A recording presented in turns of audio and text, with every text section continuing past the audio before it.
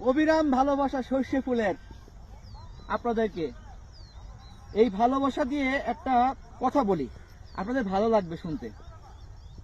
কিতা কথা কিন্তু তারপরেও কিন্তু ভালো লাগবে। কিতা কথাটা হচ্ছে এটা, আপনি যাকে বেশি সম্মান করবেন সে আপনাকে পেয়ে বসবে এবং প্রত্যেকটা মুহূর্তে আপনাকে অসম্মান করার চেষ্টা করবে। আর যাকে বেশি উপকার করতে যাবেন, সবসময় যেন উপকার করতেছেন, সে আপনাকে ক্ষতি করবে। এটা হচ্ছে বাস্তব কথা।